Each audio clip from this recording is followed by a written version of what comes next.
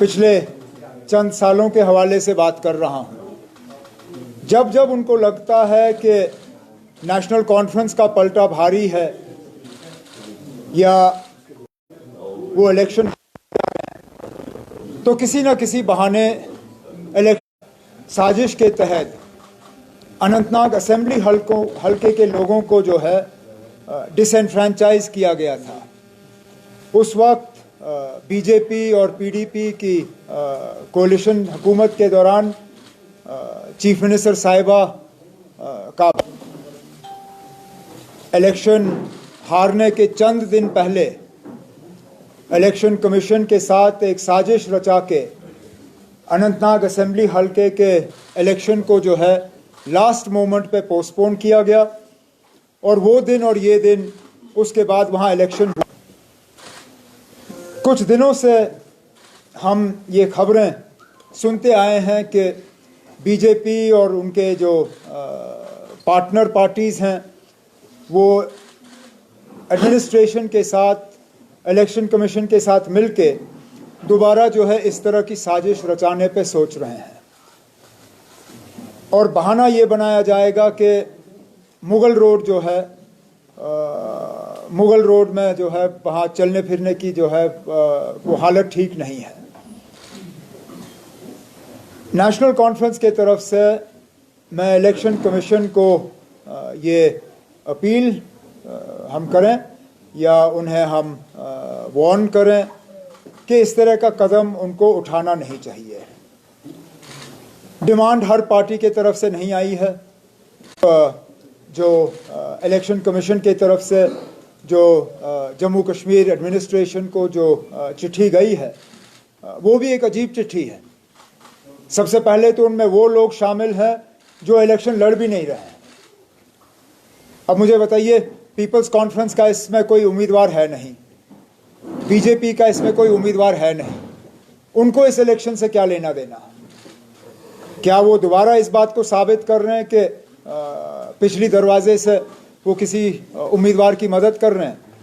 और जब उनका इस इलेक्शन में कोई उम्मीदवार है नहीं तो उनकी राय को जो है इलेक्शन कमीशन कंसिडर क्यों कर रही है?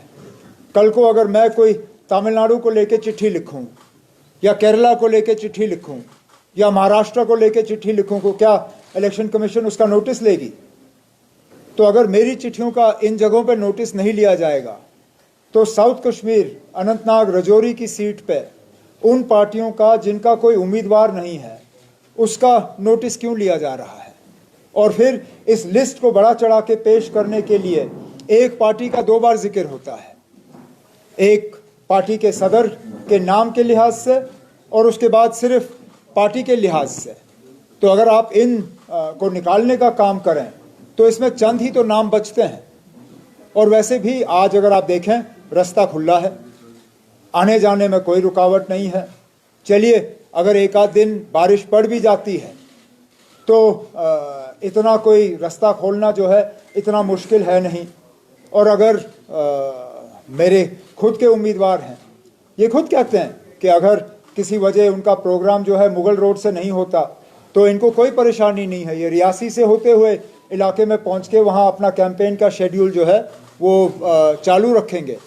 तो इलेक्शन उनका फ़र्ज़ बनता है कि वो हर पार्टी जो है उनकी व्यूज़ को कंसिडरेशन में लाएं।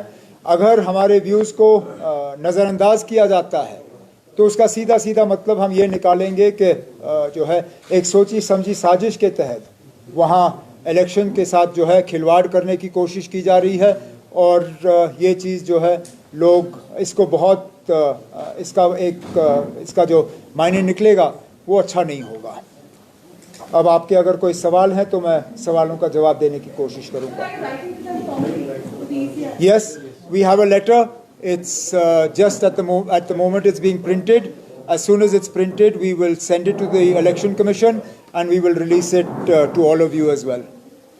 So what prompted them to reply to that? Look, I can't tell because I don't see how, I mean, in what way they feel that they will benefit themselves. But clearly, let's accept that the BJP doesn't do anything that it doesn't see a benefit from. The fact that all its subsidiary parties are included in this list, including those parties that have not fielded candidates in this election, tells you everything you need to know as to why this conspiracy against the voters of Anantnag Rajouri Parliament constituency has been hatched. But we will, as a party, take a very dim view of a decision that postpones this election. There is absolutely no need to postpone the election, even if, for some reason, the Mughal Road closes for a few hours.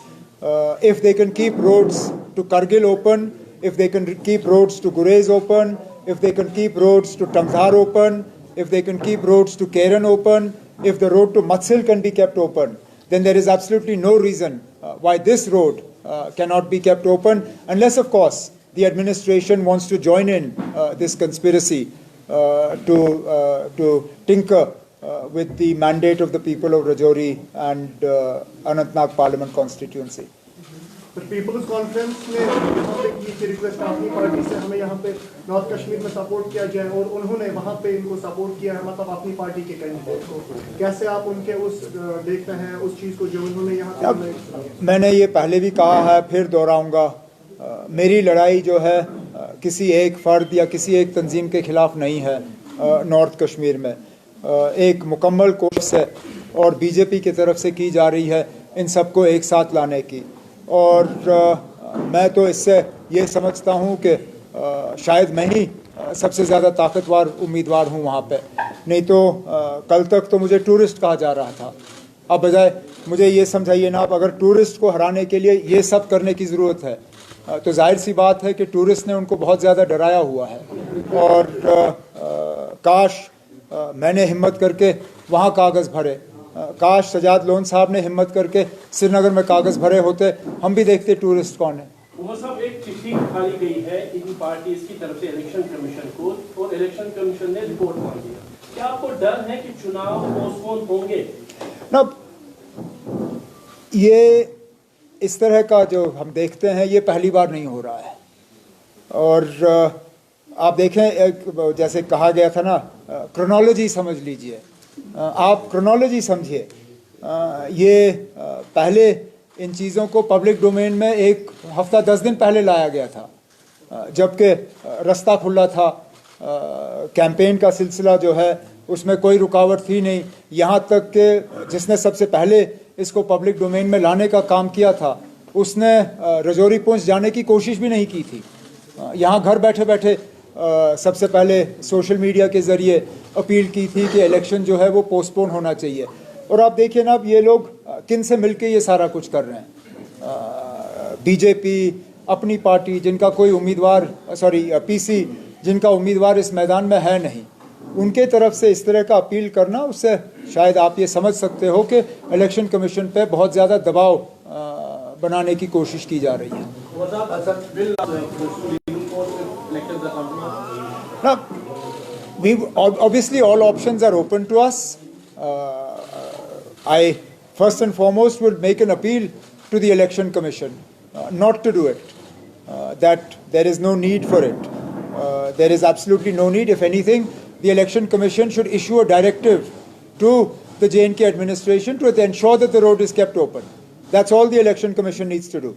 This government is perfectly capable of keeping this road open. I've been Chief Minister for 6 years. I know what our capabilities are. I know how capable our R&B department is. I know the machinery that we have. I know the manpower that we have. I know that there is absolutely no reason that the Mughal Road cannot be kept open at the end of April. If this was January or February, yes, I myself would have had concerns about our ability to keep this road open, but not at the end of April.